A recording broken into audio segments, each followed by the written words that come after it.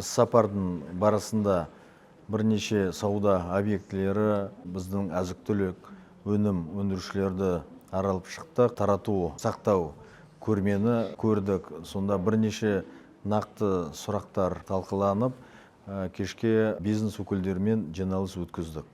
Өте көп сұрақтар түсті. Мына мемлекеттік жағынан қандай нақты шаралар қолданып жатыр. Мына біздің ішкі нарықтың сапа және қауіпсіздік жағынан қорғау үшін ол бір бөлімі. Екінші бөлім бұл сауда орталықтарды, базарларды жаңғырту туралы бірнеше сұрақтар келіп түсті. Оған қоса біз көп сұрақтар мына бизнес өндірушілерге қандай субсидияландырады, қандай жаңағы кредит кепілдіктерді жеңілдету, қандай шаралар, сол сұрақтарға жауап беріп, нақты баяндама жасадық. Мына Шығыс Қазақстан өңірлерінде индекс физического объема көрсеткіш қалай жеткізу керек, сауда жағынан, инвестиция жағынан.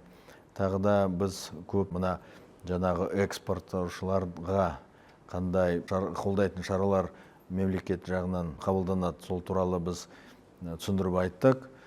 Мен ойлаймын, осындай кездесулер өте маңызды. Бізге біріншіден нақты, біздің алдымызда нақты сұрақтар көтеріп жатыр. Бұл біздің жаңағы мемлекет жағынан реттеу, арттыру үшін бізге нақты көмек береді. Оған қоса біз мына кездесу қорытындылай есеп бердік.